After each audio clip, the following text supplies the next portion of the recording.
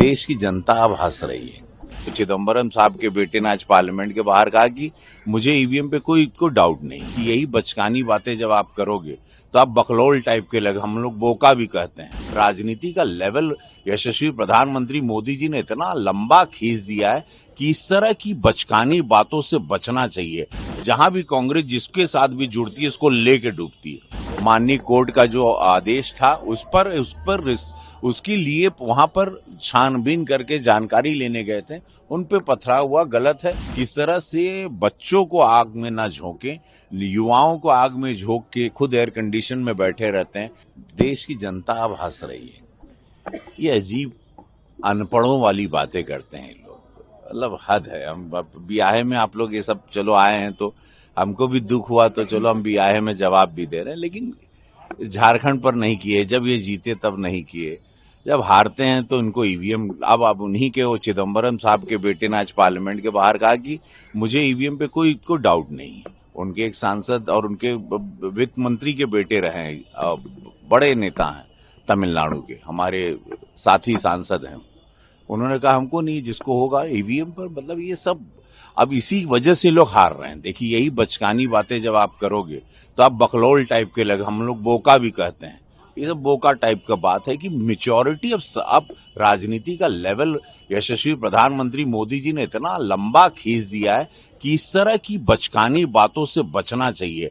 तब आप हार का सामना, आप कांग्रेस की जो हार हुई, हम लोगों का स्ट्राइक रेट देखिए भाजपा का क्या रहा, इन लोगों का क्या स्ट्राइक रेट रहा, ये लोग किस लेवल पर चले गए हैं। अब ये खत्म हो जाएंगे। मतलब ये जहां भी कांग्रेस, मोदी जी सही, जहां भी कांग्रेस जिसके साथ भी जुड़ती है उसको लेके डूबती है। अभी ये सिचुएशन इनके आगे, उसमें अब ईवीएम पे ठीकरा फोड़ना, जीतो तो ईवीएम बढ़िया है, ईवीएम को चुम्मा लेते हैं, और जैसे हारते हैं तो ईवीएम को गरियाते हैं, गलत बात है। क्या लग रहा है महाराष्ट्र में मुख्यमंत्री को लेकर तमाम दावे किए जा रहे हैं और संघ और बीजेपी की पहली पसंद डिवीजन?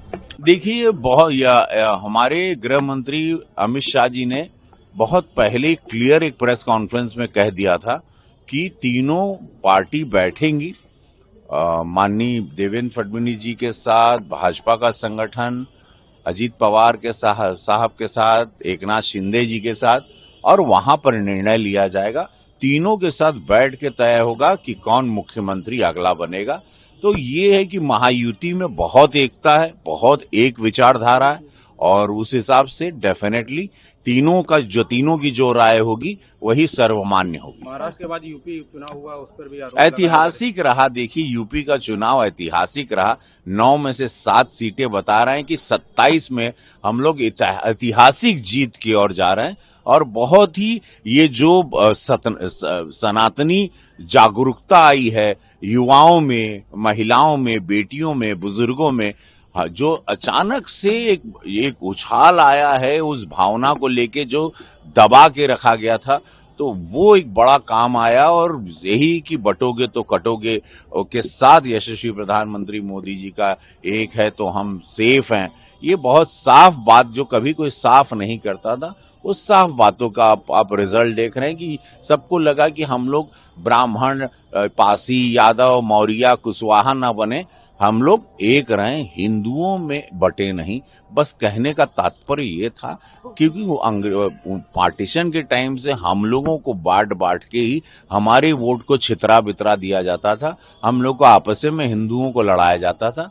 तो कहने का ये तात्पर्य था मोदी जी का और पूज्य योगी महाराज जी। आप लोगों ने उत्तर प्रदेश उपचुनाव में बड़ी जीत हासिल की है, लेकिन समाजवादी पार्टी ने स्वीकारने से मना कर दिया है। कहा है कि ऐसी बेईमानी तो पूरे लोकतंत्र में कभी नहीं हुई थी, स्वतंत्र भारत में कभी नहीं। खिसियानी बिल्ली खंबा नोचे।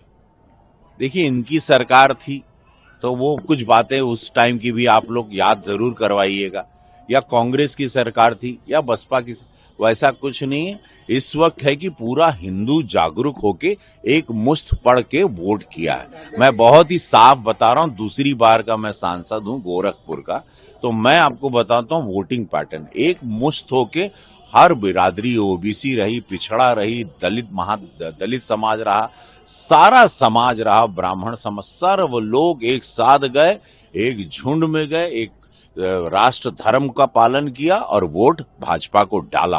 तो ये रिजल्ट आता है। संभल में जिस तरह की घटना हुई, पथराव किया गया, एक समुदाय द्वारा? देखिए, समझ के उसको सोच समझ के माननीय कोर्ट का जो आदेश था उस पर उसके लिए वहां पर छानबीन करके जानकारी लेने गए थे, उन पे पथराव हुआ, गलत है। और वहां के नेता लोग जो कर रहे हैं उनके नेताओं को समझना चाहिए किस तरह से बच्चों को आग में ना झोंके, युवाओं को आग में झोंक के खुद एयर कंडीशन में बैठे रहते हैं, इस तरह की बयानबाजी करके अपने ही समुदाय के लोगों को आगे बढ़वा देते हैं। तो ये बहुत गलत है। उनके समुदाय के, मैं मुसलमान समुदाय से मैं निवेदन करना चाहता हूं कि अपने नेताओं के, जितने मुस्लिम नेताओं हैं, आप उनकी बातों में ना आके आक्रोशित हों। मैं निवेदन करता हूं और शांति बरकरार रखें। अगर जो भी वहां सत्य होगा, जैसा भी हो, वो पूरा माननीय कोर्ट के आदेश का पालन हम सबको करना चाहिए। ये लोकतंत्र है, लोकतंत्र को जीवित रखना चाहिए। और आप लोग कृपया किसी तरह का दंगा ना करें, ये निवेदन है आप लोगों से।